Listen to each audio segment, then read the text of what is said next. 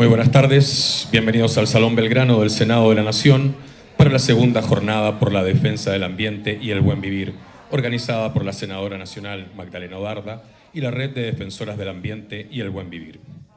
La senadora nacional Magdalena Odarda nos hizo llegar una nota. Señora Presidenta de la Red de Defensoras del Ambiente y Buen Vivir, doña María José Lubertino, en mi carácter de senadora nacional por la provincia de Río Negro, tengo el enorme agrado de hacerle llegar mis felicitaciones por la organización de este importante evento que hoy nos reúne. Compromisos de último momento me impiden estar presente en esta ocasión, pero de igual manera adhiero a esta iniciativa de realizar la segunda jornada por la defensa del ambiente y del buen vivir, organizada conjuntamente con la red que usted preside, en el marco de las actividades del 8M y ante una nueva conmemoración del asesinato de Berta Cáceres. En este mismo orden, le hago llegar mi especial saludo y reconocimiento a Marta Maffei, educadora, legisladora y militante ambiental, que ha sabido llevar adelante una acción sindical femenina como aquella que quedará plasmada por siempre como una de las protestas más grandes de la historia en la Carpa Blanca del Congreso y como autora e impulsora de la Ley de Glaciares. Por tal motivo, es un honor hacerle entrega de una de las máximas menciones que otorga el Senado de la Nación, el premio Juana Zurduy de Padilla. Asimismo,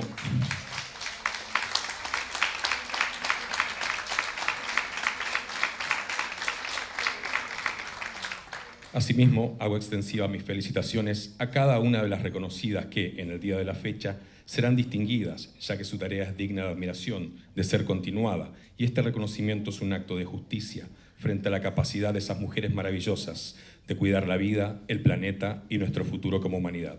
Atentamente, Magdalena Odarda, senadora nacional.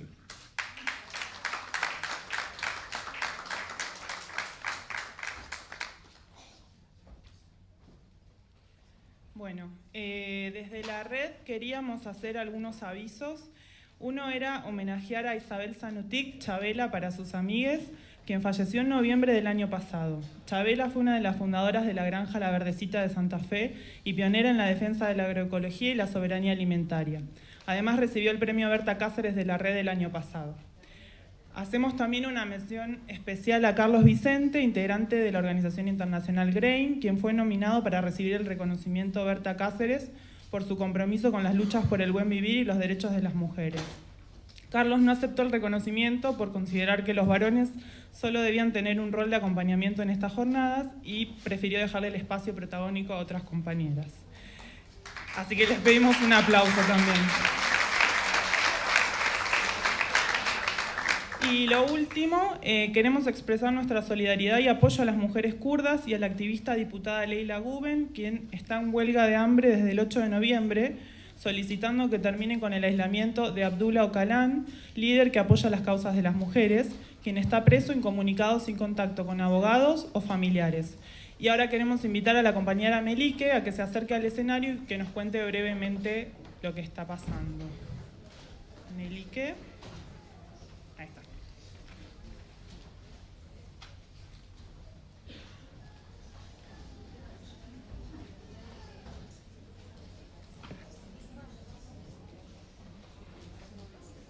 Bueno, muchas gracias en primer lugar por invitarnos.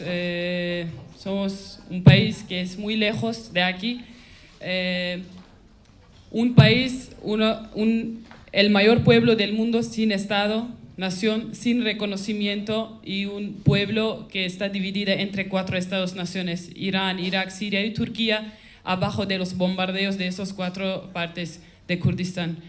Seguramente ustedes han escuchado la lucha de las mujeres kurdas, que fue una esperanza para todas las mujeres de todo el Medio Oriente, pero quiero aquí también, mañana el 8 de marzo, las mujeres kurdas van a declarar la victoria contra el ISIS, el Estado Islámico. Se eliminaron de Siria y de Irak. Tenemos un territorio liberado por el liderazgo de las mujeres, pero también estamos viviendo una época muy difícil donde más de 20 diputadas kurdas se encuentran hoy en el cárcel de Turquía bajo de una opresión, y el fascismo del Estado turco no tiene ninguna paciencia de reconocer el pueblo kurdo. Son como 20 millones kurdos que hoy viven en Turquía y la mayoría de ellos están hoy en cárcel, incluido el partido político y también sus diputados, su copresidencia y la copresidenta y el copresidente.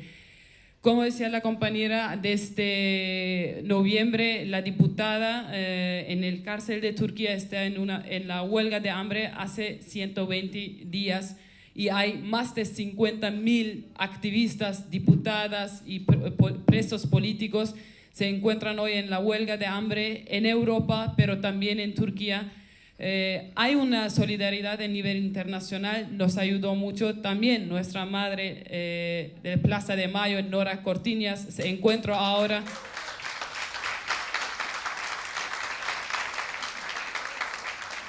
Se encuentra ahora en Kurdistán con también representantes de las instituciones de los derechos humanos de Argentina y otros países del mundo para romper el aislamiento sobre Abdullah Öcalan, que es el líder del pueblo kurdo. Hace 20 años se encuentra en cárcel en una isla, no hay ninguna noticia, no sabemos cómo está. Y Abdullah Öcalan tiene una importancia para las mujeres kurdas. Ustedes saben, en el Medio Oriente, el contexto, la religión islam, que no permite la existencia de la mujer. Hubo una lucha de las mujeres kurdas que hoy lideran la sociedad, se transformaron la sociedad hoy en Kurdistán. No es la única lucha armada que se conoce en los medios de las mujeres kurdas, sino la transformación de la sociedad por las mujeres kurdas. Y hoy, como para nosotros es muy importante tener la solidaridad internacional para Leyla Güven y todas las mujeres que están hoy en la cárcel, porque creemos que la solidaridad internacional puede ser un paso muy importante de crear una lucha en común contra el patriarcado, porque el patriarcado nos está también atacando en común con sus instituciones, y la llamada del movimiento Mujeres de Kurdistán por el 8 de marzo de 2019 es de crear un frente de las mujeres contra el fascismo. Esa es la llamada de nosotros, y el apoyo, la solidaridad que vamos a tener hoy para las mujeres, para Leyla Güven, que su situación está muy crítica, la va a motivar, porque las mujeres kurdas siempre dicen, la esperanza es más valiosa que la victoria. Muchísimas gracias otra vez.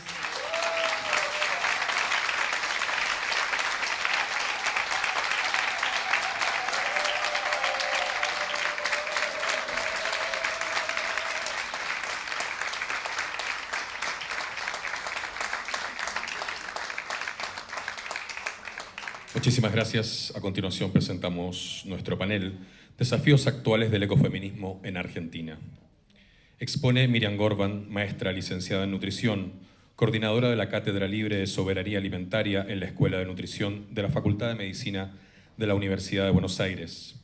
La señora Rita Segato, antropóloga e investigadora, doctora de Antropología Social, se desempeña en la Universidad de Brasilia y en la Universidad de Buenos Aires. La señora Maristela Suampa, socióloga, escritora e investigadora, licenciada en Filosofía y doctora en Sociología. Investigadora principal del CONICET y profesora titular de la Universidad Nacional de La Plata. También expone la señora María José Lubertino, abogada especialista en Derecho Ambiental, profesora de Derechos Humanos de la Universidad de Buenos Aires, diputada nacional mandato cumplido, Red de Defensoras del Ambiente y el Buen Vivir. Modera este panel la doctora Silvia Vidal, de la Red de Defensoras del Ambiente y el Buen Vivir.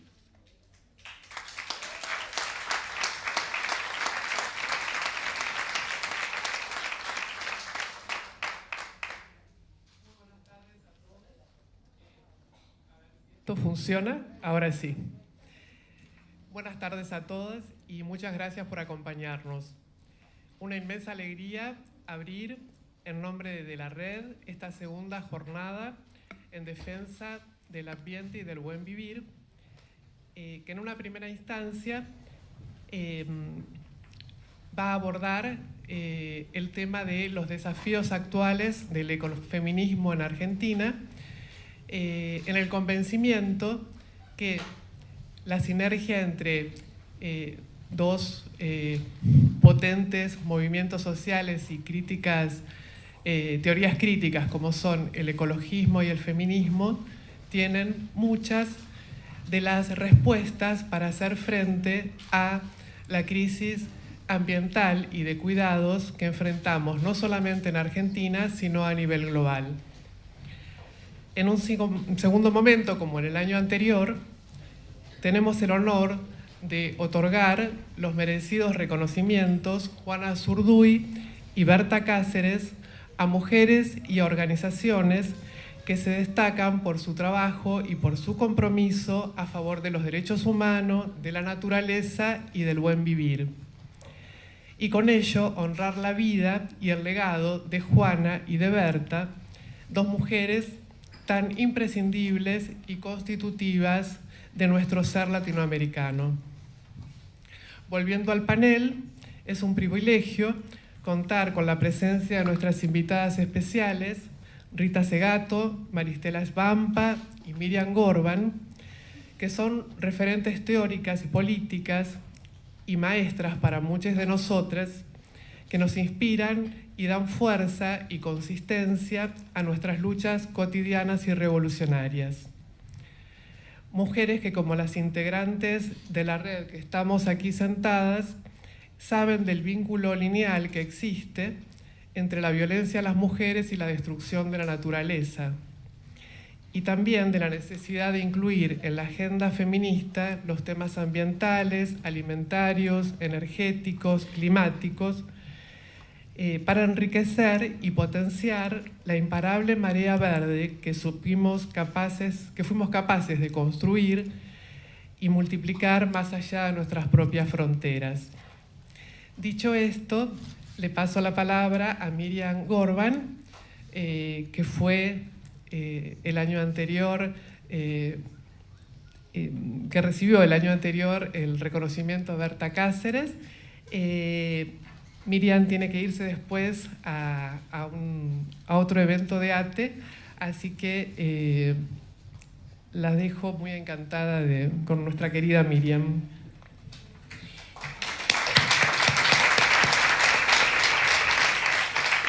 Por supuesto que el encanto y el agradecimiento es el mío, porque acá descubrí el año pasado de que después de largos años de caminar por esta patria tan cuatrereada la nuestra, resulta que he sido ecofeminista y resulta que fui ecologista y feminista. No me había enterado jamás, pese a que esa militancia empezó a los 17 años. Así que gracias por ese reconocimiento.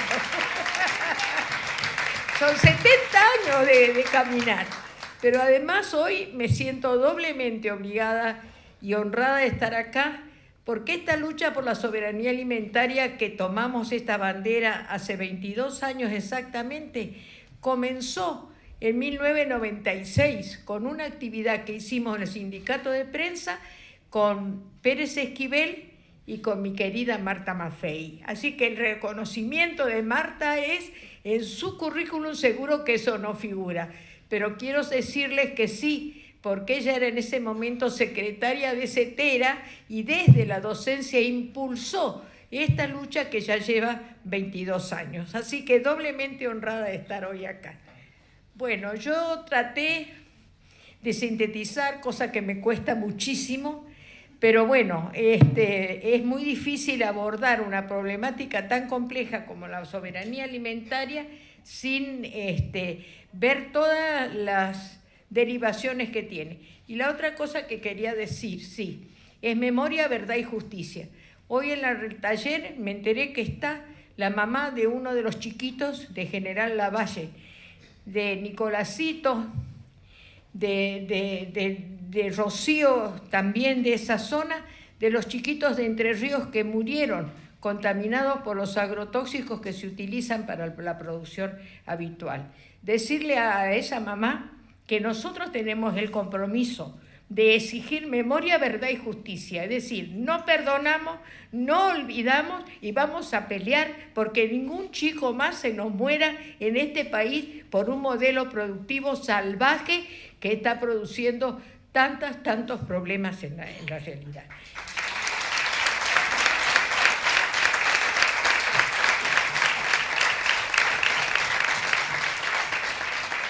Yo voy a hacer Un panorama general de lo que estamos para terminar señalando el rol fundamental que las mujeres están atravesando y peleando permanentemente por esta que es una lucha por la vida. Nutrir significa dar vida. Yo soy nutricionista, pero en realidad nosotros vivimos dando vida, no como producto de las violaciones y de la fortación de la fuerza como la que hemos estado viviendo en estos días, que es tremendo, sino también defendiendo la vida de estos niños, que son niños, no son ni madres, ni tienen que ser víctimas.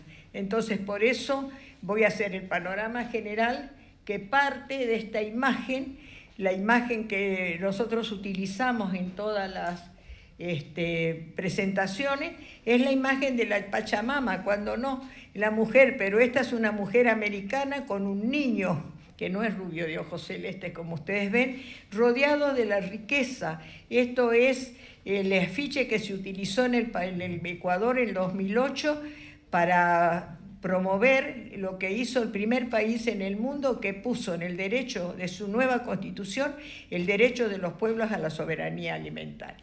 Entonces, avanzando con esto, a ver si funciona.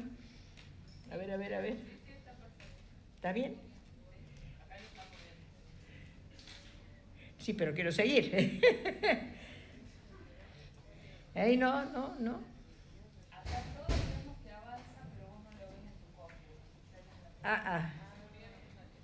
No sé, a ver. ¿Me puedo ver esto? ¿Me ayuda alguien acá?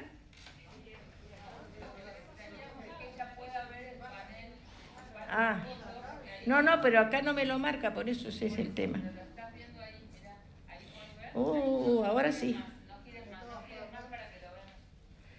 Entonces ya está, ahora sí. Ahí está, ahora sí. Bueno, perfecto.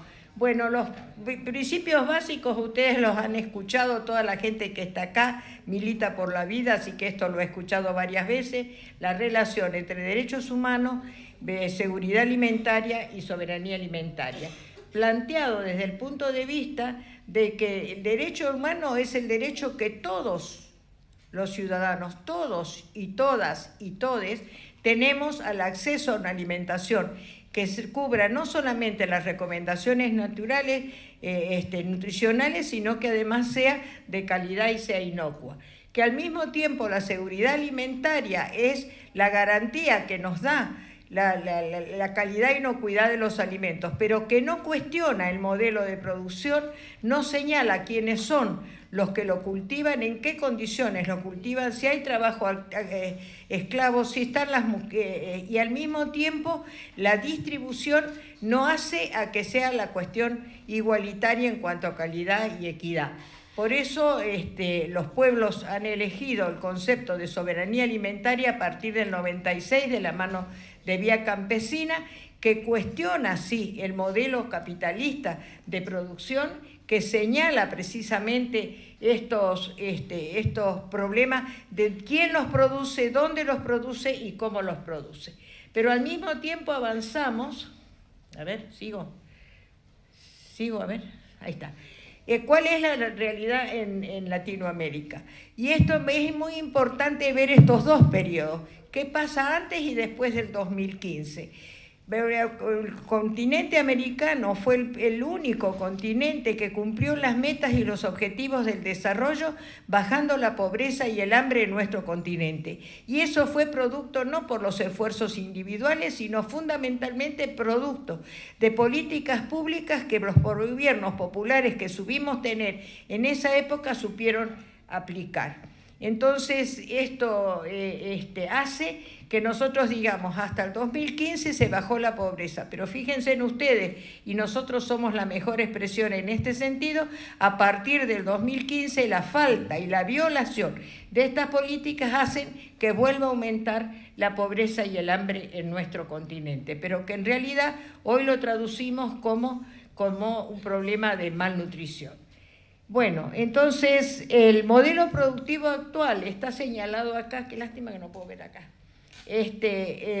por la relatora del derecho a la alimentación, que señala que evidentemente se produjo más alimento, pero que eso se hizo a costa del ambiente y a costa de la salud humana. Entonces, estos son costos que no se pueden considerar para el aumento de la producción, y señala realmente que este modelo en realidad no es equitativo, que este modelo es cuestionable precisamente porque está afectando a las distintas estamentos de la sociedad.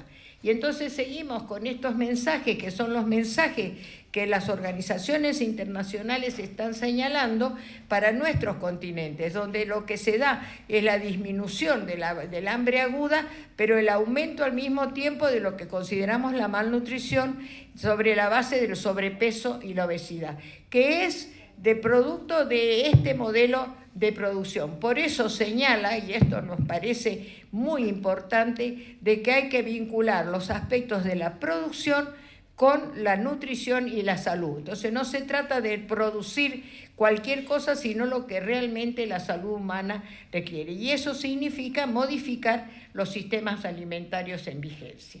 Bueno, estas son las recomendaciones de la CEPAC para los cambios que hay que producir en nuestro continente. ¿Para qué voy a decir de nuestro país? Hay que dar vuelta a la tortilla realmente. Cuando la tortilla se vuelva, algunos de no sé si hay gente de mi edad porque es mucha, pero se acordará cuando la tortilla se vuelva, y entonces decía que los pobres coman pan y los ricos, yo lo cambié, no es ese, y los ricos soja.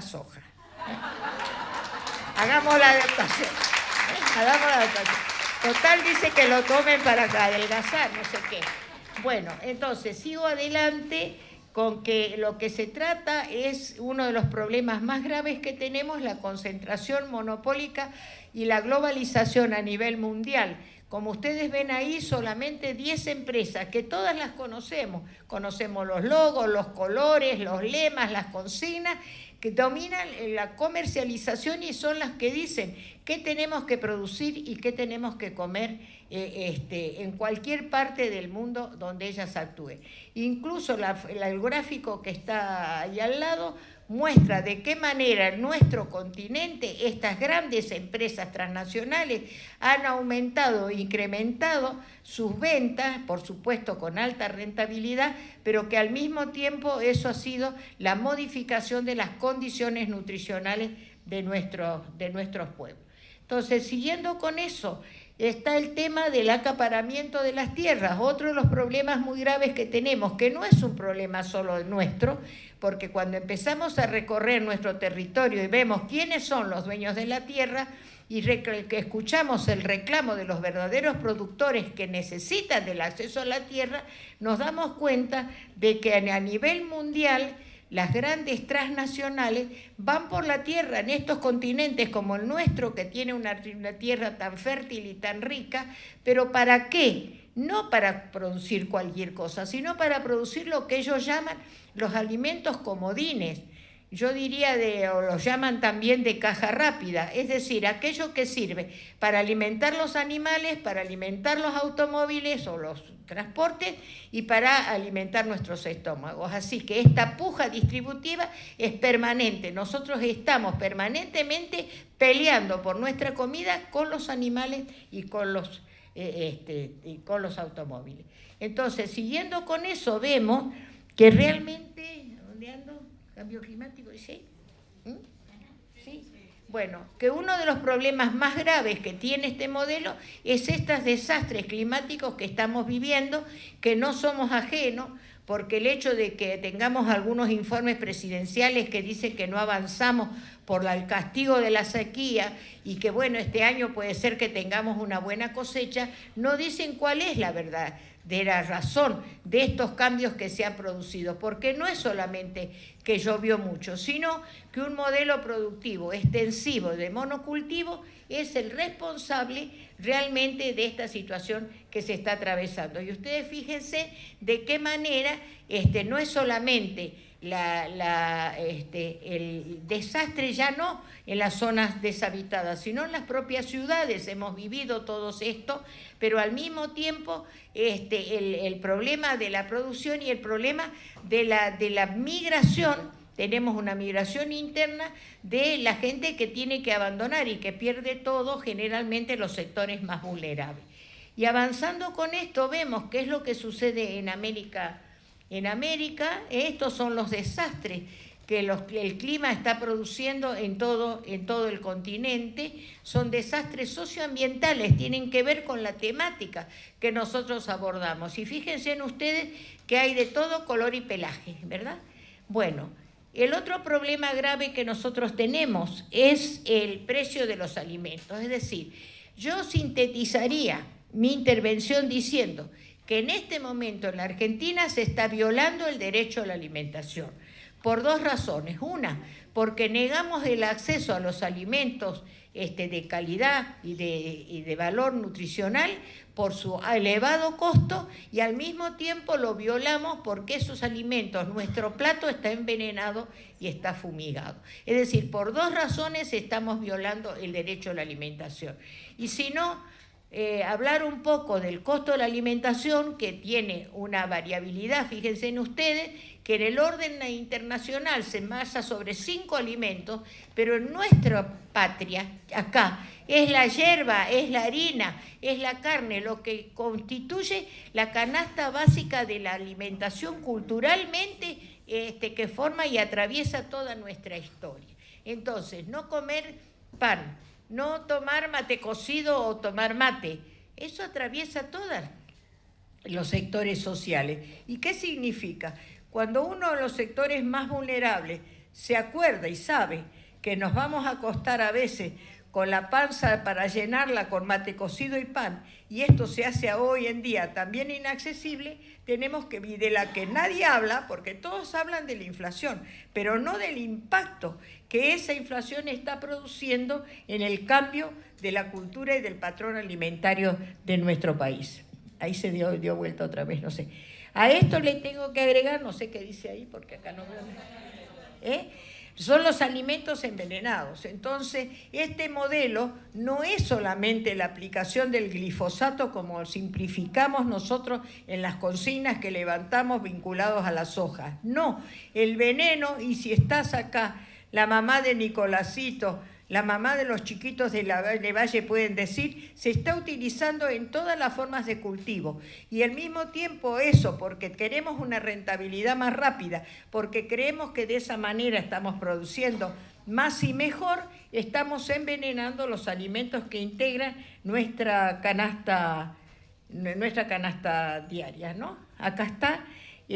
Al mismo tiempo vemos que algunos de los... Yo no veo nada, ¿ya? Si alguien me lo corre para acá. Si me corren un poquito la pantalla, por favor. Al mismo tiempo vemos que uno de los productos, por ejemplo, que lo señalamos allá, el clorpirifos, que es el de mayor uso en la producción hortícola, acaba de ser prohibido en todo el territorio de Estados Unidos, con lo cual otra vez venimos a ser ciudadanos de segunda. Entonces hay países que los prohíben y hay países que los permiten y que tienen bandera blanca para todo esto. Y entonces sigamos con lo que dice este material, que es una joya, el panorama de la situación nutricional de América Latina y el Caribe, que dice directamente esto de que lo que sucede hoy, que es esta coexistencia del hambre con la malnutrición, es decir, del hambre con el sobrepeso, y que eso es producto de que se han abandonado las formas más simples de preparación de los alimentos, abandonamos la cocina y al mismo tiempo estamos sustituyéndola por esta propaganda que estamos recibiendo en avalancha, digamos, por alimentos que los llamamos de alta industrialización o ultraprocesados, que están llenos de azúcar, de grasa y de sal. Y este es el resultado, y realmente cuando hay forma de producir, otra de las cosas que nos venden es que no hay otra forma de producir, cosa que no es cierto, porque en las últimas luchas y en los últimos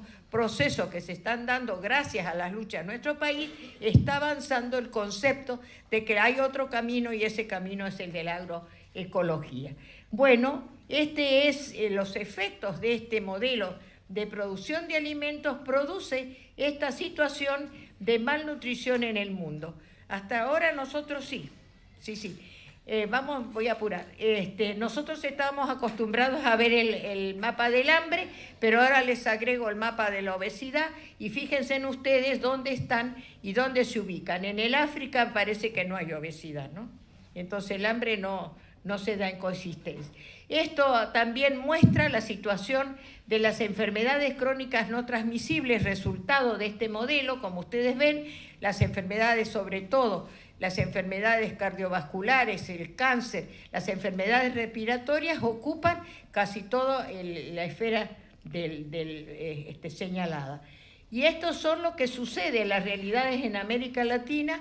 El aumento exponencial en nuestro país se considera que en menos de 10 años casi el 45 a casi el 50% se aumentó el sobrepeso y la obesidad, en especial en los niños, cosa que nos tiene que preocupar porque se acompaña de enfermedades crónicas de larga data.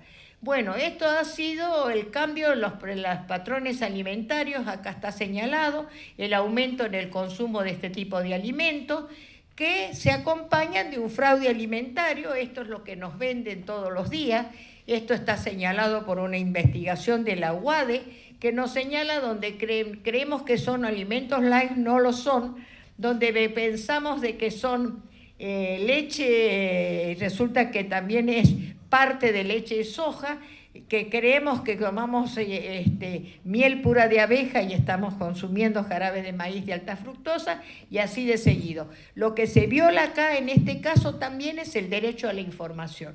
Voy a apurar el trabajo de los defensores del pueblo de la nación. Estos son los mapas de contaminación en nuestro país que se agrega con el mapa de Entre Ríos, de las mujeres y de los docentes, que el Basta es Basta, que hicieron este mapa de contaminación, pero que demuestra en definitiva que hay una crisis del modelo productivo, porque si ustedes ven lo que es la extensión del monocultivo y lo superponemos, se superpone con los problemas de las inundaciones, de los desastres climáticos y al mismo tiempo con la muerte de cáncer, la muerte de las ovejas y los aumentos en la contaminación por cáncer y demás.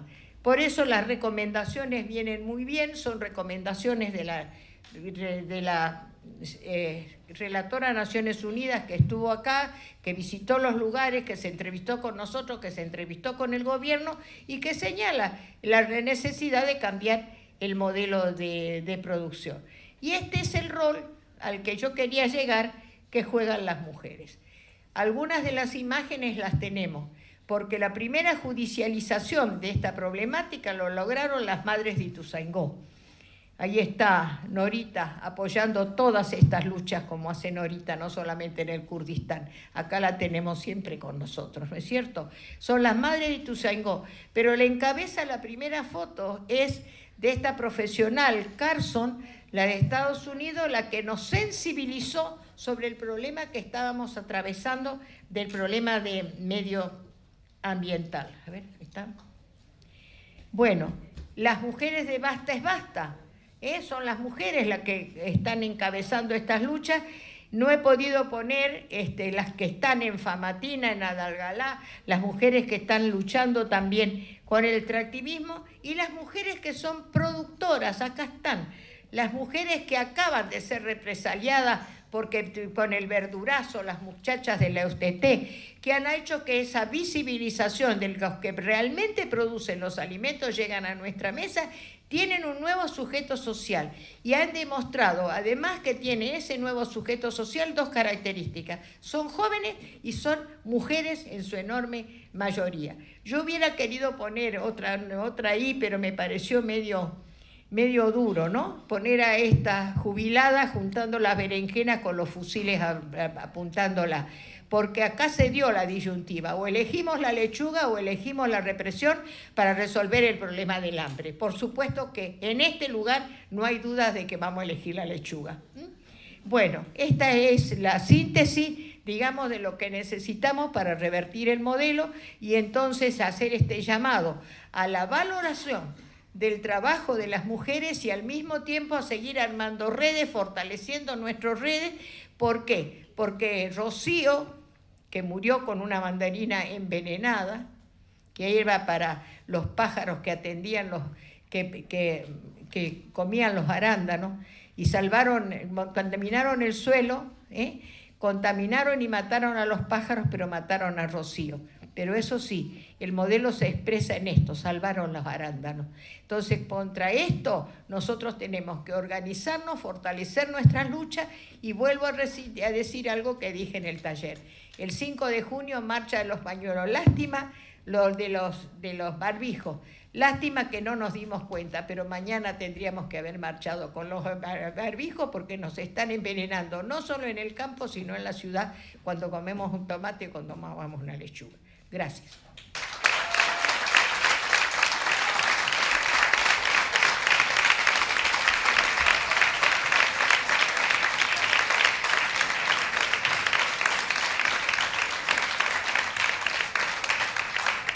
Muchas gracias, Miriam. Le damos la palabra ahora a Maristela Svampa, una referente indiscutible en temas vinculados con el extractivismo en Latinoamérica y más recientemente con ecofeminismo. Buenas tardes a todas y a todos. Muchas gracias por la invitación a la Red de las Defensoras Ambientales. Un honor estar en esta mesa y de estar entre dos grandes. Ahí primero habla Miriam, luego habla Rita. Y Miriam ya colocó en la agenda temas muy importantes. En mi caso, yo quisiera, para hablar de los desafíos del ecofeminismo en Argentina, tomar como punto de partida un diagnóstico que tiene que ver efectivamente con la crisis socioecológica que vivimos, que tiene un alcance planetario y que abarca no solo el modo de apropiación de la naturaleza, aquello que conocemos en América Latina como el neoextractivismo, sino también los modelos alimentarios, los modelos de consumo, como bien se acaba de explicar acá, que son modelos altamente tóxicos y controlados por unas escasas o pocas grandes compañías transnacionales. En ese sentido, parto de la crisis del capitalismo, un capitalismo que además, para poder mantener ese modelo de consumo, presiona cada vez más sobre la tierra y los territorios para extraer más energía y más materias primas, lo cual produce un fuerte proceso también de destrucción de los ecosistemas y de desposesión de las poblaciones. En esa línea, yo creo que es necesario entonces hacer una reflexión epistémica, ¿no? Apostar a una episteme de las resistencias que coloquen la necesidad de pensar otros modos de relación con el otro, seres humanos, humano y no humano, y con pensar los otros modos de relación con la naturaleza. Y en esa línea yo creo que el ecofeminismo tiene aportes importantes para hacer, ¿no? El ecofeminismo efectivamente no nació ni en un ámbito legislativo, ni en la academia o en los claustros universitarios, nació en la lucha, nació en las calles, en la lucha primero de las mujeres por la paz, en contra de la posibilidad de una guerra nuclear en los años 70, en contra de la industria farmacéutica, y visibilizando los impactos de los modelos productivos, esos impactos que desde el modelo hegemónico se buscan silenciar. Ahora bien, ciertamente nació en la calle, nació en las luchas, pero al mismo tiempo hay un corpus ahora teórico y hay planteos importantes, ¿no?, sobre los cuales me gustaría volver. Entonces yo quisiera hacer una presentación en 3 tiempos, muy breves, muy cortos por lo que me toca hablar. El primero de ellos tiene que ver con el hecho de que efectivamente hablamos de ecofeminismo porque existen conexiones entre la dominación sobre la naturaleza, ¿no?, y la dominación del hombre sobre la mujer. Ese es el primer punto fundamental. Conexiones que uno podría plantear se dan en el terreno epistemológico, se dan en el terreno histórico-causal y se dan en el terreno, o digamos, en la empiria, ¿no? Epistemológico porque efectivamente en la base del concepto de dominación lo que hay es una perspectiva dualista, ese dualismo originario que asentó las bases de la modernidad y que divide en polos binarios, naturaleza, cultura, doméstico, público, razón, emoción, espiritualidad, sexualidad, humano, no humano y por supuesto hombre, mujer. A lo cual siempre hay que agregar algo que en América Latina hemos conocido muy bien, civilización o barbarie, ¿no? Pero estos son como los dualismos o los esquemas dicotómicos fundamentales que implican no solo una polarización, sino una desvalorización de un polo, porque hay uno que se considera superior o es considerado superior al otro. Y en esa línea lo que me interesa destacar es que en la base misma de la modernidad y en esta superioridad del hombre sobre la mujer, lo que hay, denuncian sobre todo las ecofeministas, es una lógica identitaria básica. ¿Esto qué quiere decir? Que es una lógica que no puede respetar lo que es diferente. Sea la mujer, sea la emoción, sea lo privado, sea la sexualidad, lo no humano. Lo que es desvalorizado, o mejor dicho, lo diferente es desvalorizado porque es desconocido, no intenta ser comprendido, es descartado y marginalizado. Y entramos en una vía, digamos, de la monocausalidad, de alguna manera, que implica esta lógica identitaria. Este paralelismo entre la dominación y desvalorización de la naturaleza y de la mujer es también histórico, ¿no? Las ecofeministas dicen que en los albores de la modernidad había efectivamente una conexión entre una cosa y la otra, y sobre todo lo que hubo fue una desvalorización de otras ideas y representaciones de la naturaleza. Hasta el año, podríamos decir, hasta el 1400, 1500, había diferentes representaciones de la naturaleza, muchas de ellas se nutrían de una imagen, digamos, en ese sentido mucho más dinámica, vale la redundancia, más nutricia, ¿no? La modernidad instala una mirada mucho más cosificadora, mecanicista de la naturaleza, que implica la posibilidad también de explotarla, desacralizándola, ¿no? Entonces, este elemento histórico y causal, el pasaje de una visión más organicista a una visión más mecanicista, se consolida a través de la filosofía de la época con Descartes y se consolida también con la ciencia de la época, claramente, ¿no? Se instala y toda la mirada filosófica occidental y científica se nutre, ¿no?, de esta visión desacralizadora y también inferiorizadora de la naturaleza, que viene asociada en una multiplicidad de metáforas con la mujer. La naturaleza es femenina y hay que arrancarle, como decía Francis Bacon, sus secretos, a como sea. Y está la conexión empírica que bien señala, por ejemplo, Vandana Shiva, que considera que son las mujeres en una situación de crisis socioecológica las que llaman la atención porque son las que sufren en sus cuerpos. Ellas y los niños son los seres más vulnerables, sufren los impactos de estos modelos hegemónicos que, insisto, buscan silenciar lo que son sus efectos o llamados efectos no deseados. Esto es muy típico de los feminismos del sur, que es lo que hemos visto, que de alguna manera eclosionó en los últimos 15, 20 años en América Latina. Así que existen vínculos muy sólidos entre género y ambiente, feminismo y ecología, más allá de que vayamos a encontrar en América Latina y en Argentina en particular feministas o mujeres luchadoras que no se dicen feministas y mucho menos ecofeministas, pero que en realidad en la práctica están defendiendo y promoviendo una mirada ecofeminista. Dos cuestiones más para ir cerrando como el corpus. En términos más propositivos, el ecofeminismo lo que propone es una reapropiación o una resignificación del estigma. Aquello que es estigmatizado, desvalorizado, es la naturaleza y son los cuerpos. Entonces debemos de alguna manera conectar nuestros cuerpos con la naturaleza desde otro lugar sin dejarlo de lado, ¿no? Y ese proceso de resignificación es una de las apuestas importantes del ecofeminismo, porque es reapropiarse de algo que ha sido desvalorizado, ¿no? Y en esta reapropiación juegan un rol fundamental las tareas de reproducción y de cuidado, que son tareas ecológicas, porque lo que se va a construir es una visión ecológica del cuidado, más aún una visión ecológica también de la naturaleza, ¿no?, ligado a la idea de la sostenibilidad de la vida, ¿no? El cuidado y la reproducción tienen que estar conectados con la sostenibilidad de la vida. Hay que desesencializarlo, ¿no?, también, y conectarlo con la crisis ecológica.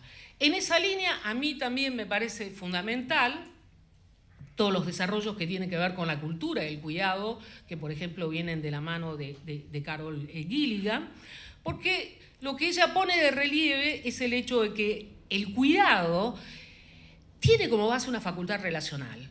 La humanidad no hubiese sobrevivido si no hubiese sido a partir de estas tareas de reproducción social, de crianza, de cuidado, porque en definitiva, digamos, somos seres vulnerables, que dependemos de otros cuando somos niños, cuando estamos enfermos, cuando somos ancianos, aun cuando somos adultos no somos autónomos, somos seres vulnerables. Entonces, en ese sentido, la base, ¿no?, es sin duda reconocer la interdependencia que funda el cuidado y esta facultad relacional que tenemos todos, pero que el patriarcado lo que ha hecho es disociar al hombre de esa facultad relacional y esencializarla en el caso de la mujer. Entonces debemos reapropiarnos creativa y positivamente del cuidado en esta línea, subrayando sobre todo la facultad relacional, que es lo que nos hace sobrevivir como especie. Es así.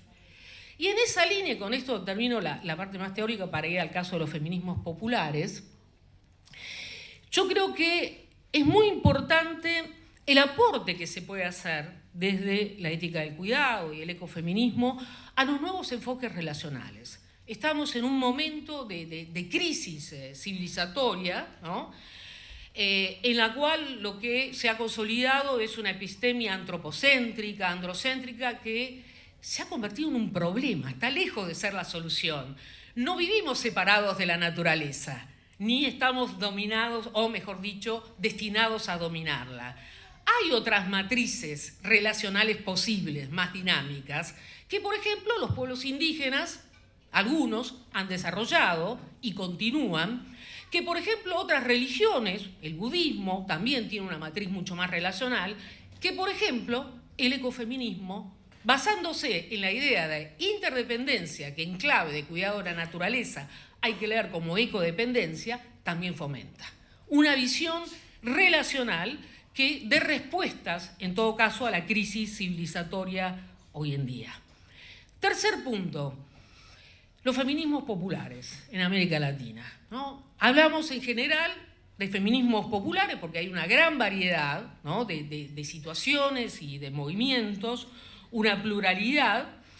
No todos discuten la relación naturaleza-cultura, no todos cuestionan tampoco los modelos patriarcales, pero los feminismos del sur, o muchos de los feminismos del sur, tienen esa particularidad de ser anticoloniales y en su relación con el ecofeminismo la podemos ver claramente en las luchas contra el extractivismo que en América Latina tienen, ¿no?, muchas mujeres, o llevan a cabo muchas mujeres en contra de la expansión de la frontera petrolera, en contra de la minería a cielo abierto, en contra de o cuestionando los impactos de los agrotóxicos y de los transgénicos en el modelo alimentario. Este es un ecofeminismo que pone en el centro la sostenibilidad de la vida, ¿no?, que pone en el centro la defensa de los territorios y que además, primero y principal, busca dar visibilidad a los márgenes. Es un feminismo marginal, no nació acá en Buenos Aires de ninguna manera, nace en los márgenes de nuestro país, por ejemplo, en pequeñas y medianas localidades, aunque no es solo geográfico, la marginalidad es también social. Son mujeres pobres, campesinas, indígenas, muchas de ellas amas de casa que quizás no tengan formación académica, pero que van haciendo un aprendizaje en la lucha que va incorporando muchos de estos elementos que el ecofeminismo ha ido refinando en su elaboración, ¿no? Desde las madres del barrio Ituzaingó, las mujeres que luchan en Famatina o en Andalgalá, las mujeres que luchan contra el fracking en el sur argentino, desde mujeres mapuches hasta las mujeres en la zona rural del Alto Valle de Río Negro. Todas ellas han luchado por ampliar el discurso e incorporar esto que es un nuevo lenguaje de valoración, ¿no?, del territorio, en donde las nociones cuerpo, territorio, naturaleza son procesadas, elaboradas en la experiencia de la lucha de modo diferente. Una lucha concreta, una lucha acuerpada, que implica una fuerte identificación con los ciclos de la tierra, por ende con los ciclos de producción y reproducción de la vida. Y en ese sentido, insisto, la valoración, digamos, de un enfoque relacional es sin duda la interdependencia, la idea como ecodependencia es fundamental.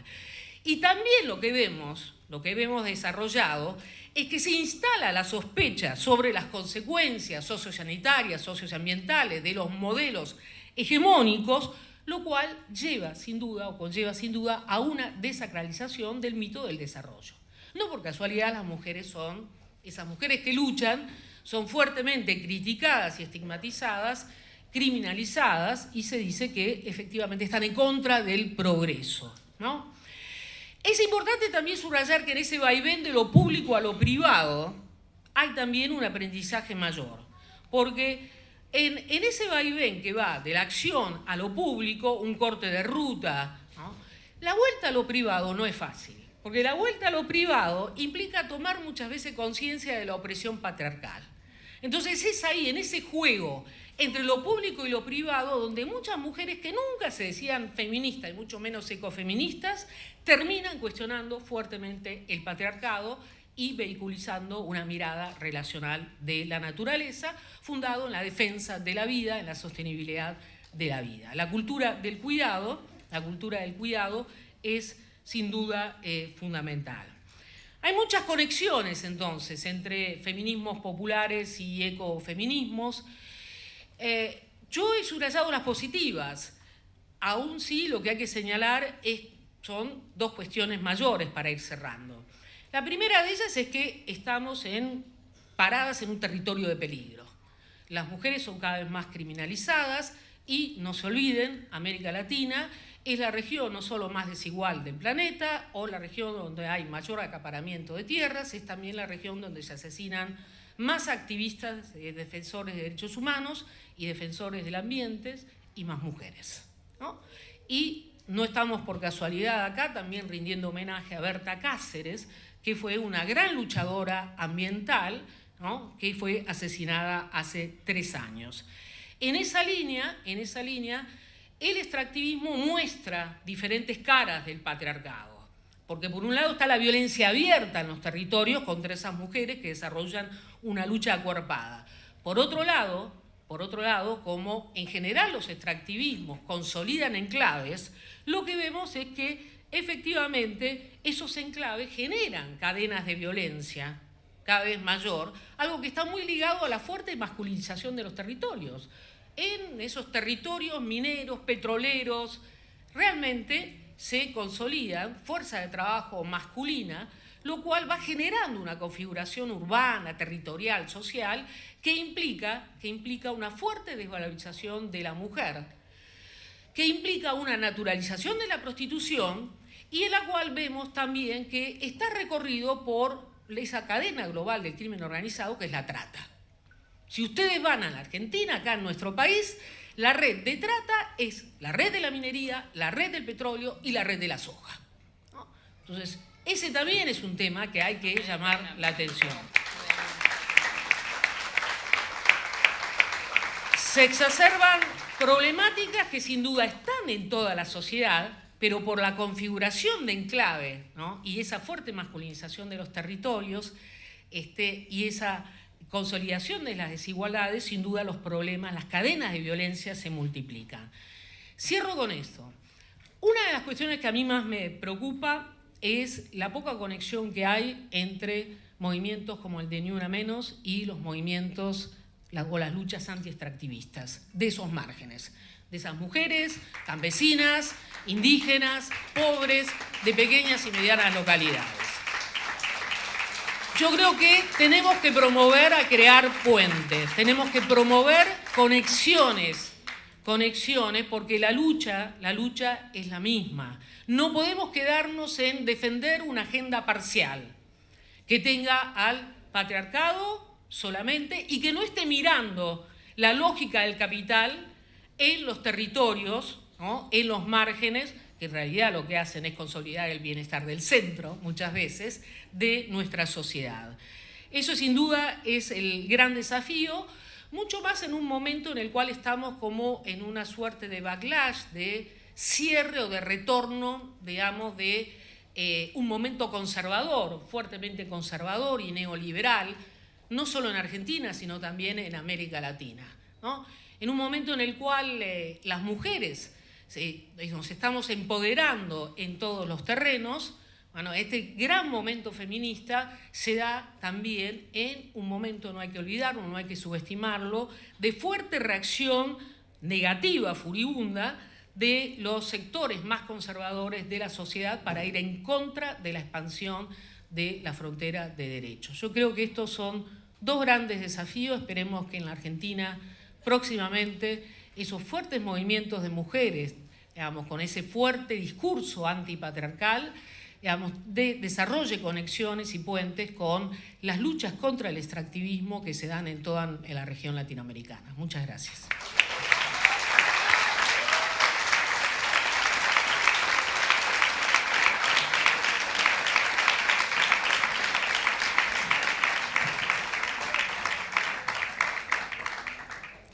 Muchas gracias, Maristela.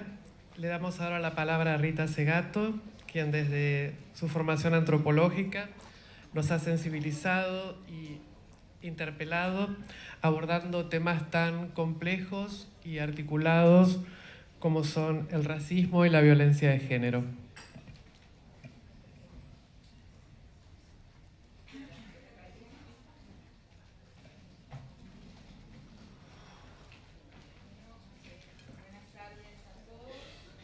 ¿Escucha? Sí.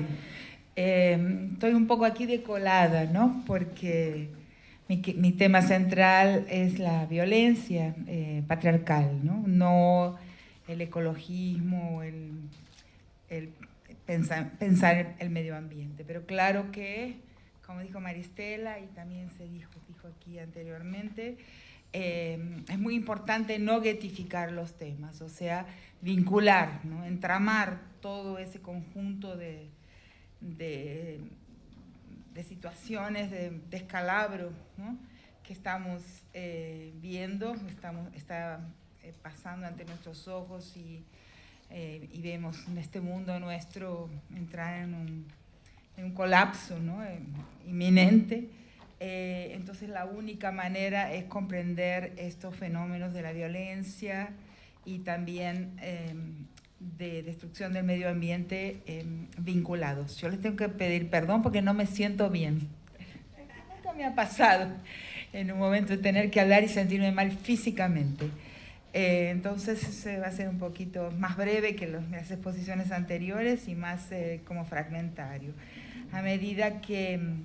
en primer lugar, quiero contar un pequeño episodio relativo a Berta Cáceres, ¿no? Un personaje muy querido, muy querible y un dolor muy grande porque su homicidio en realidad es un homicidio que a través de ellas nos alcanza a todas, ¿no? Y a todos los que creemos en un mundo mejor y en la posibilidad del bien en la historia. Y estaba dando una clase virtual en Claxo y una de las estudiantes preguntó, ¿el homicidio de Berta Cáceres fue un feminicidio o no fue un feminicidio? Porque ella murió asesinada por la misma razón que muchos líderes masculinos también de derechos humanos, muchos activistas hombres de derechos humanos y de defensa del medio ambiente también mueren por las mismas razones. Entonces esa pregunta me dejó pensando, ¿no? ¿Fue o no fue? Es un homicidio político, ¿no? Es un asesinato de una gran figura política, o fue un feminicidio. Y me costó bastante responder esa pregunta, hasta que me di cuenta de lo siguiente, que sí fue un feminicidio, porque no solamente se mata a una persona en ella, sino a una forma de hacer política. Entonces, el feminicidio es de la modalidad de la política que ella representa. ¿Y por qué? ¿No? Porque las mujeres hacemos política de una forma distinta, la manera en que nuestra historia de política, nuestra forma de actuar en la política no es la misma forma de actuar de los hombres en la política. O sea, la politicidad. Por favor, ¿te puedo pedir que, porque yo me siento bien, me está costando mucho hablar y la nena habla muy alto, yo sé que los nenes son preciosos, pero es que no voy a poder hablar así. Entonces, esa politicidad que ella representaba, que es muy distinta a la politicidad del universal político que representan los hombres, ¿no? Por mucho tiempo la antropología de la mujer hablaba de que el hombre es el sujeto que representa la colectividad, que tiene más claramente una visión del interés común. Siempre me llamó la atención, grandes feministas, sobre todo norteamericanas, Sherry Ortner y otras, hablaban de que el hombre había ocupado ese papel político en la vida comunal desde siempre porque representaba el colectivo, en cuanto las mujeres representaban lo particular y lo privado. Y pensé mucho porque me molestaba eso, que era casi un consenso en el pensamiento de la antropología de la mujer por mucho tiempo, hasta que me di cuenta de que la forma en que el sujeto político masculino representa la colectividad y la manera en que las mujeres representamos la colectividad son formas diferentes, ¿no? Porque en el tránsito a la modernidad, en la destrucción, en lo que hoy llamo quizás con más precisión, después de haber analizado historias de mujeres para una organización de Bilbao, una organización vasca, que encargó a 5 feministas, organizaciones y personas, analizar 26 casos de violencia contra las mujeres, y tuve que analizar casos de violencia extrema en 5 países diferentes, justamente analizando la situación no de nuestros países, sino de Andalucía, de una víctima. Me di cuenta de que en las sociedades transicionales, o sea, en las sociedades donde se da el proceso, donde tenemos adelante de nuestra vista el proceso de acriollamiento, y España es un país tan criollo como nosotros, ¿no? Porque hubo el desalojo del campo, hubo la destrucción de la vida comunal en este siglo. O sea, las sociedades transicionales allá están presentes, sobre todo en regiones como Andalucía, Galicia, etc. En nuestro mundo también. Entonces, las sociedades transicionales son las más violentas de todas. O sea, son sociedades donde se levanta el mundo comunal, las normas comunales, las pautas comunales de vida política, y se transita en la dirección de una ciudadanía a la que nunca jamás se llega, ¿no? Eso más del lado de acá que del lado de allá. Es imposible llegar a la ciudadanía a la cual se direccionan esas sociedades en proceso de acriollamiento o de cholificación, como en Bolivia. No hay un puerto de llegada, sí hay un puerto de salida, y hay pura transición, pura suspensión de las reglas y una especie de caos y tumulto, donde pasa a imperar inevitablemente la ley del más fuerte, por ejemplo, en los hogares, la ley del hombre. O sea, la fuerza se impone en sustitución a las normas comunales que se levantan. Entonces, en la sociedad comunal, ¿no? Existían 2 tipos de politicidad. La politicidad del hombre en la relación con hombres de las otras aldeas, a través de la guerra y a través del diálogo, fuera de su espacio de habitación, y la politicidad de las mujeres que era y es en muchos lugares todavía una politicidad propia de un espacio doméstico amplio, habitado por muchas personas, atravesado por muchas presencias y constantemente vigilado, que es lo que se pierde en la transición al mundo regido por el Estado. El Estado jamás puede, o por lo menos no ha podido en nuestro caso, ejercer una vigilancia real sobre el destino de las personas y sobre todo de los más frágiles, ¿no? Físicamente, las mujeres, los niños. O sea, hay en la vida comunal la capacidad de una custodia de los cuerpos y de las vidas que nunca pudo ser alcanzado, especialmente en nuestras repúblicas mal fundadas,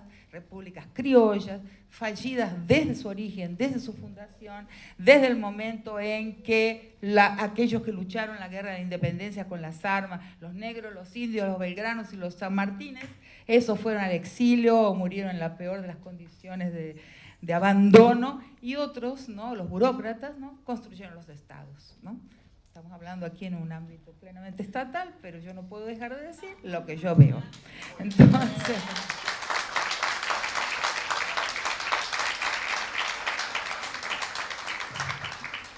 Entonces, en esa transición a la vida que nosotros, los que pensamos de la perspectiva de la colonialidad del poder, llamamos en esa transición a la colonial modernidad, y yo de una forma un poco más violenta y impaciente hoy en día ya no lo llamo de colonial modernidad, sino de conquistual modernidad, porque he percibido muy recientemente que el proceso de la conquista nunca se encerró. O sea, creo que todos acá nos damos cuenta con esta rapiña territorial y rapiña de los cuerpos que enseñamos en las escuelas que un día se acabó la colonia y que un día, inclusive antes, se acabó la conquista, y estamos enseñando algo que está equivocado, porque la conquista en muchos bolsones de los territorios de nuestra América, la conquista todavía está en curso. Hay gente que la experimenta cara a cara, ¿no? La pérdida de la toma de sus territorios, la pérdida de sus territorios. Entonces, es un poco una farsa decirle a los nenes en las escuelas que un día la conquista se terminó, que la colonia se terminó, porque los procesos de rapiña y de apropiación están en curso en muchísimos lugares y se amplían inclusive esos espacios en nuestro continente, ¿no? Entonces, en ese proceso, lo que se pierde, lo que pasa es sucede una transición de aquella politicidad de los hombres, que era una de las dos formas de política, que era la política entre espacios, entre aldeas, entre pueblos, y más tarde entre aldeas y pueblos y el Estado nacional, y es el hombre en sociedad. En Brasil, por ejemplo, donde es posible ver abajo de los ojos de uno la transición de pueblos no contactados a pueblos contactados por el Estado, y quién va a corromperse en la relación con el Estado, son los caciques, son los hombres, ¿no? Es el hombre que es el que va a hacer la relación, es el relacional político entre aldeas, entre pueblos, y luego entre el frente de expansión estatal, empresarial, mediático y cristiano. A medida que ese frente va avanzando hacia la aldea, es el hombre que hace la negociación, y es el hombre también que se corrompe en esa negociación, los hombres, ¿no? No quiero decir que todos, pero sí que muchos, porque están en el frente de la negociación. Por eso es posible hablar, por ejemplo, de un caciquismo fundamentalista. Uno va a los hombres y dice, ¿por qué es un...? Dice, no, porque siempre fuimos así, nosotros los hombres siempre tuvimos el dominio. Pero es falso. Por eso es posible pensar que ese culturalismo es fundamentalismo, porque es falso. Es una reconstrucción de un pasado que nunca existió en estado estático, que nunca fue enyesado. O sea, todas las sociedades humanas, de todos los tipos, de todos los tamaños, siempre estuvieron en el tiempo, siempre fueron modificados por la historia, y todas las sociedades tienen historia, ¿no? Hay sociedades de costumbres y sociedades de historia, como nos cuentan a veces los manuales, ¿no? Que las de costumbres repiten costumbres y no. O sea, la relación entre hombres y mujeres, o sea, entre el mundo, el espacio doméstico habitado por mucha gente y bien vigilado, ¿no? Estuvo en su historia, y el espacio público, que era otra forma de politicidad, también siempre ha tenido su historia. Pero lo que pasa es que en el tránsito a la colonial modernidad, ese espacio de los hombres va a transformarse en un espacio englobante. Se devora toda la política. Hay una digestión, un englobamiento, pasa a monopolizar todo aquello que se pretende dotado de politicidad.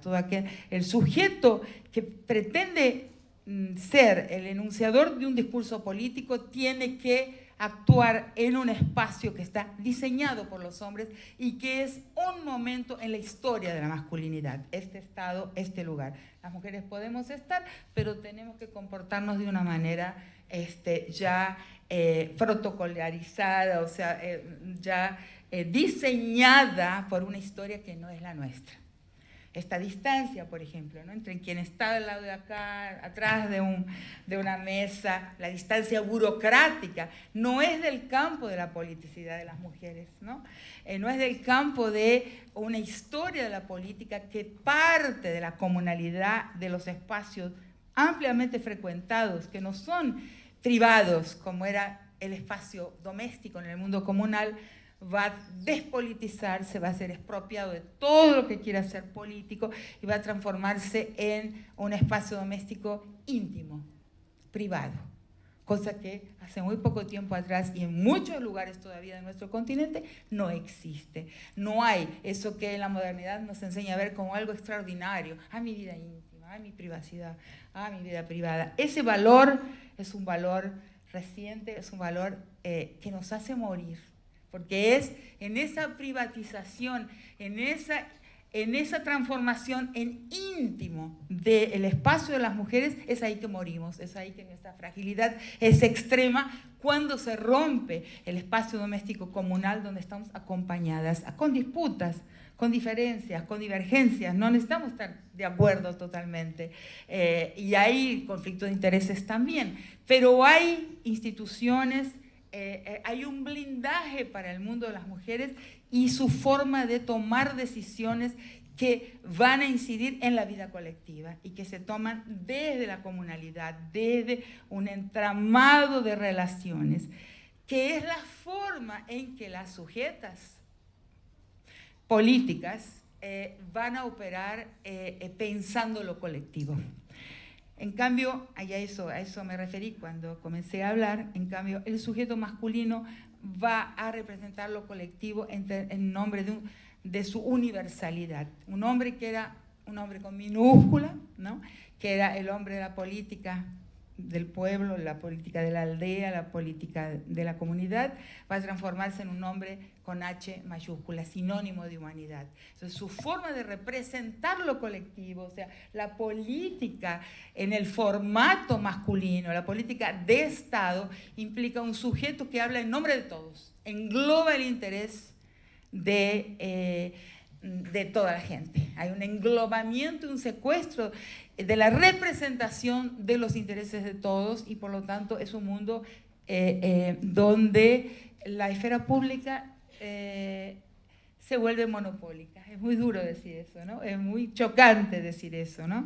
Se vuelve monopólica y totalizante, totalitaria. Yo hablo de una esfera pública totalitaria porque es inevitable, por ejemplo, la construcción de una hegemonía, de un sujeto hegemónico, de posiciones hegemónicas, de, por ejemplo, la acumulación de fuerzas. Hay que acumular fuerzas para construirse como la posición hegemónica. Yo creo que todo eso, si hay por un lado un momento muy doloroso, ¿no? Por todos aquellos que queremos el bien común, que queremos una política más beneficente, y eso está aplazado en este momento, está secundarizado en este momento, o, en fin, no es lo que nuestros gobiernos hoy persiguen. Pero sin embargo es un momento también de más verdad, un momento en el que se puede ver el colapso de ese sujeto universal, con H mayúscula, sujeto de la política, dentro de un estilo de politicidad masculina. ¿Se entiende? Estoy aprendí bastante. Y lo que surge en su lugar es la otra politicidad que había quedado relegada, borrada, obstruida en el pasaje a las instituciones colonial modernas, que es la politicidad nuestra, que es pluralista, ¿no? El pluralismo es el valor más importante, ¿no? De todos, ¿no? Por eso, por ejemplo, y voy a concluir rápidamente, las mujeres en el mundo indígena, y eso es muy apreciable en las sociedades indígenas de Brasil, la mujer es el sujeto del arraigo, y los arraigos son múltiples, no hay un único arraigo, ¿no? El arraigo es fundamental porque el arraigo habla de lugares, espacios no homologables, o sea, que no pueden ser referidos a un equivalente universal, a un equivalente monetario universal. Cuando el proyecto de la colonial modernidad y del capitalismo avanza sobre los pueblos, lo primero que destruye es el arraigo. Y la mujer es la sujeta del arraigo, o sea, nosotros estamos completamente comprometidas y agredidas por esa destrucción, ¿no? Es por eso, bueno, hay Polanyi y varios autores, ¿no? Conocemos los mercados locales, los mercados regionales, es necesario defenderlos, pero si hay un enemigo, ¿no?, del proyecto histórico del capital, es el arraigo, es la comunalidad y es el arraigo comunal y espacial, local, paisajístico de la gente. Y eso es siempre en plural. No puede haber monopolio en un mundo con arraigo.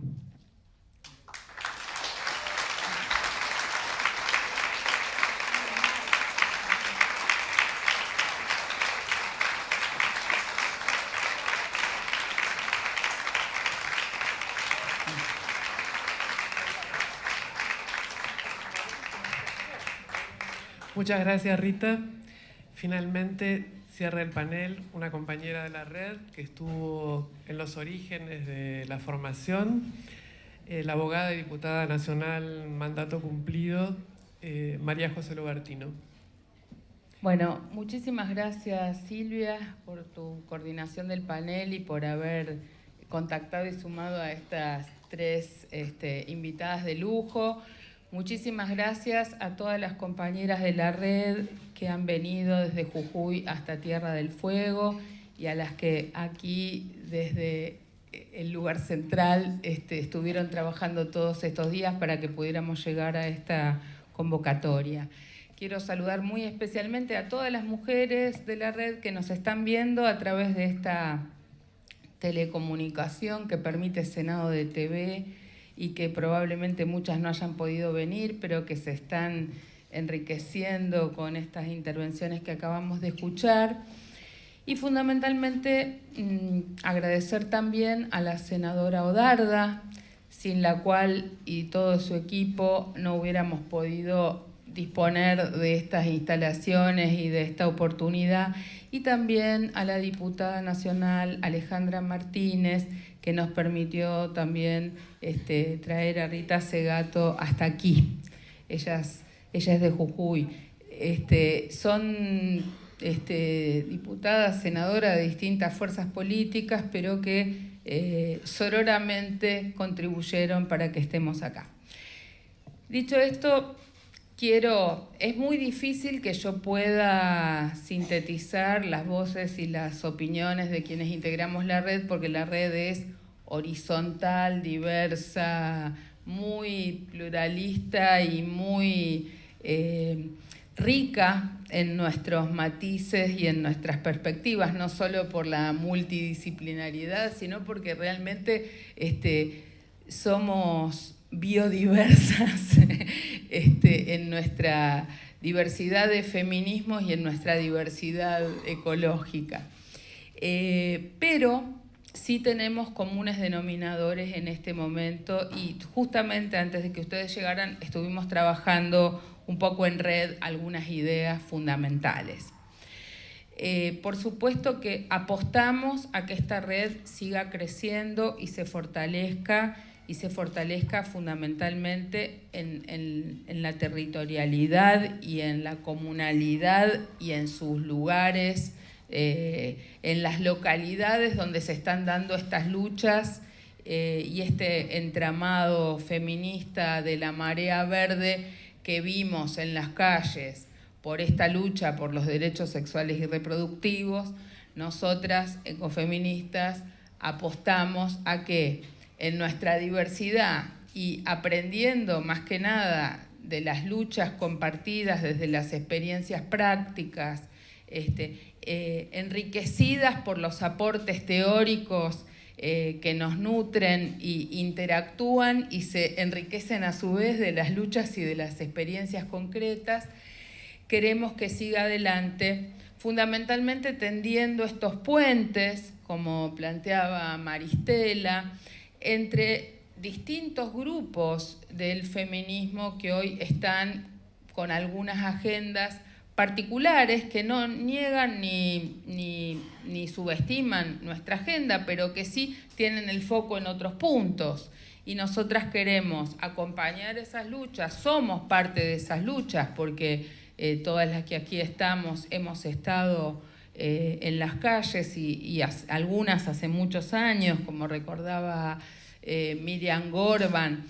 Miriam se acordaba de que íbamos a la Constituyente de Santa Fe todos los miércoles desde distintos puntos del país para ir a exigir que no pusieran en la Constitución Nacional el bloqueo al aborto legal, seguro y gratuito. Batalla que logramos, pero que todavía 20 y pico de años después no termina de materializarse en el reconocimiento concreto de la educación sexual para decidir, los anticonceptivos para no abortar y el aborto legal para no morir, como vimos que las instituciones de la política y de la democracia lo bloquearon, lo vetaron el año pasado en esta alta casa de la representación política en la que en este momento estamos hablando.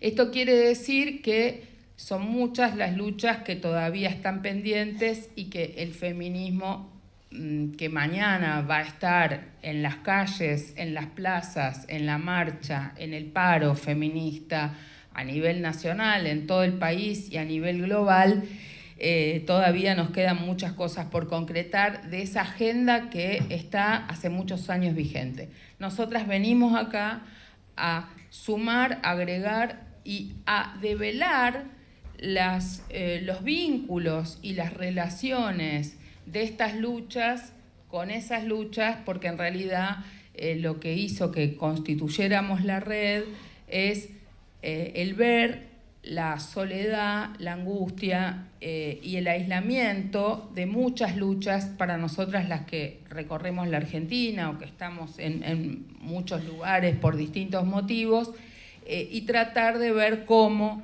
acompañábamos justamente a las más marginalizadas, a las más vulnerabilizadas, a las más excluidas, y también mostrar, como es nuestro caso, que en los lugares también de la centralidad del poder también hay extractivismo. Algunas de nosotras y algunas de las que estamos premiando y reconociendo, estamos develando cómo hay un extractivismo urbano que también en los grandes centros del poder no son todos beneficios a partir de la explotación y de la expoliación de los otros territorios, sino que también están haciéndonos perder hasta el arraigo de nuestro barrio, de nuestro patrimonio, de nuestra ciudad, de nuestro lugar común. Es muy difícil sacar conclusiones de este brillante panel y yo no pretendo hacerlo porque en realidad la idea es que sean disparadores para seguir trabajando y reflexionando, y yo no podría arrogarme la facultad de sintetizar a quienes aquí hablaron, ni es el objetivo.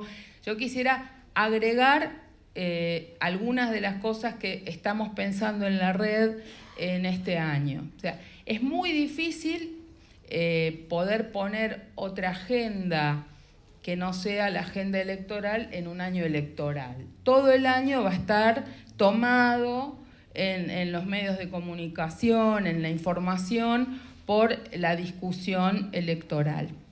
Nuestro aporte es seguir construyendo una fuerza de las mujeres empoderadas desde una perspectiva de género y desde una perspectiva ecologista, trabajo de mediano y largo plazo que va a atravesar este año, pero que sigue para adelante. Porque sí, desde aquel histórico encuentro feminista latinoamericano y del Caribe de 1990, donde arrancamos las primeras feministas políticas a reconocernos como tales, tuvieron que pasar más de 2 décadas para llegar a la marea verde de las calles del 13 de junio, también sabemos que esta lucha contra los extractivismos no es algo que va a suceder de un día para el otro, y que esa marea verde feminista queremos que sea integralmente ecofeminista y que asuma estas luchas contra el extractivismo como parte también de la agenda del movimiento. Por eso la lucha para nosotras no se acaba en un año electoral, pero sí queremos que la agenda que estamos planteando contra la minería a cielo abierto, en la defensa de la ley de glaciares que tanto trabajó Marta Maffei, contra la contaminación de los ríos, contra la sojización, contra las antenas que nos contaminan, por la soberanía alimentaria. Todas estas luchas nosotros creemos que tienen que estar puestas desde nuestra red y con cada una de ustedes y con cada uno de los nodos en cada provincia, tomando examen a la agenda de los candidatos a presidentes, presidentas, a los candidatos a gobernadores y gobernadoras, porque ahí se juega el destino de las decisiones que se están tomando. Y desde la red vemos más continuidades, no vemos la grieta, desde la red no vemos la grieta. En esta materia no hay grietas. En esta materia nosotras estamos del lado alternativo.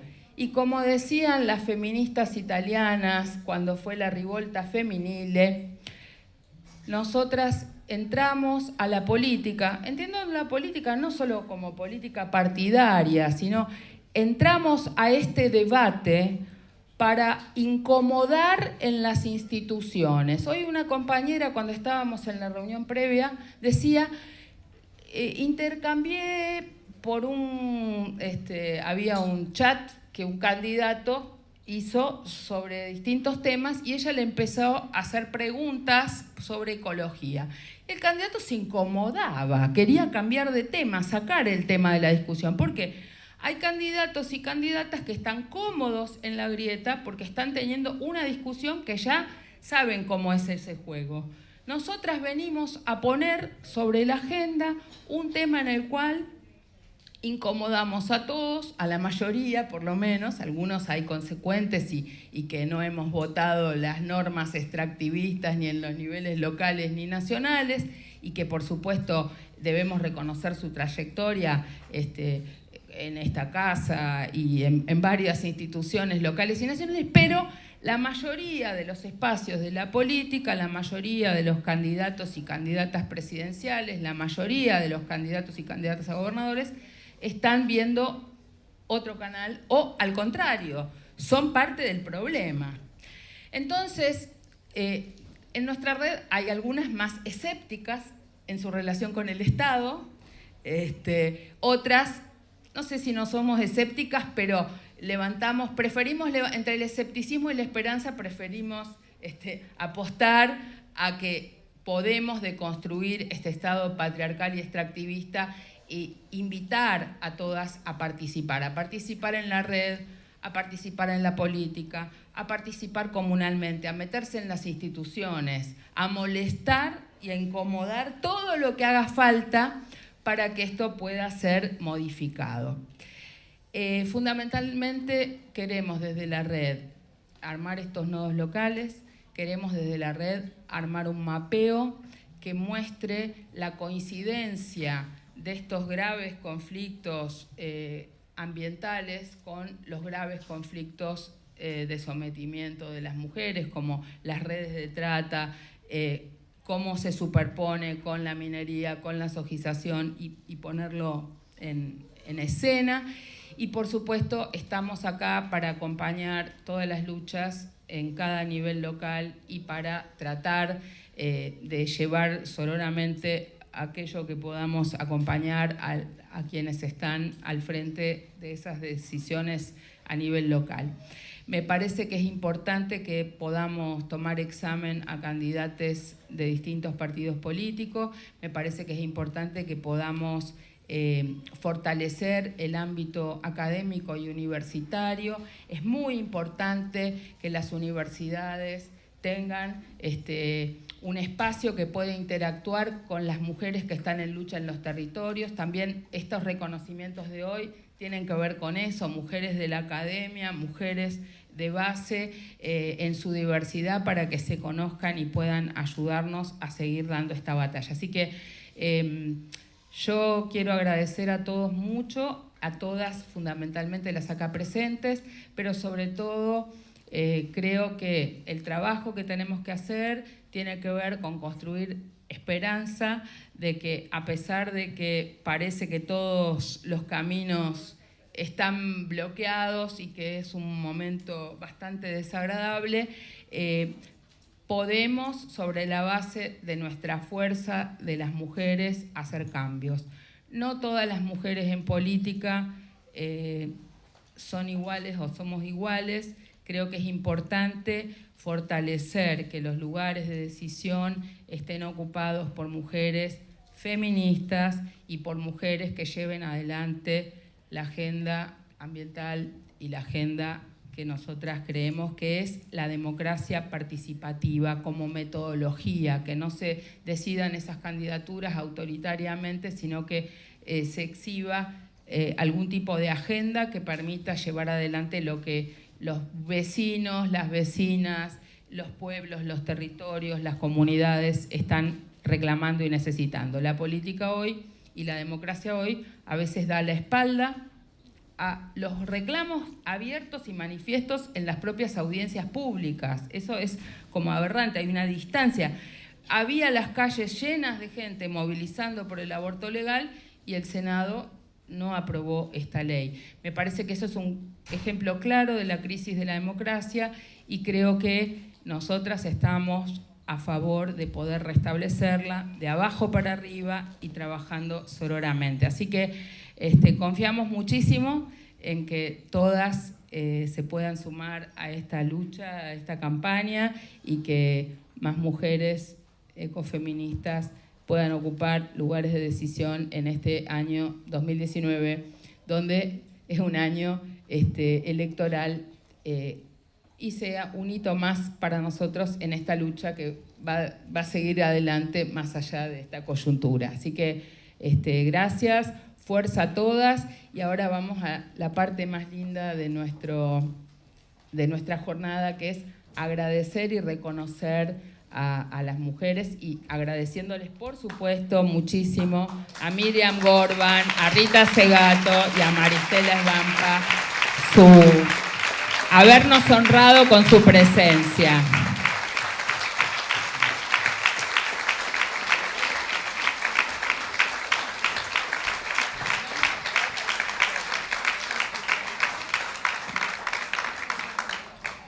Agradecemos a nuestras panelistas y moderadora.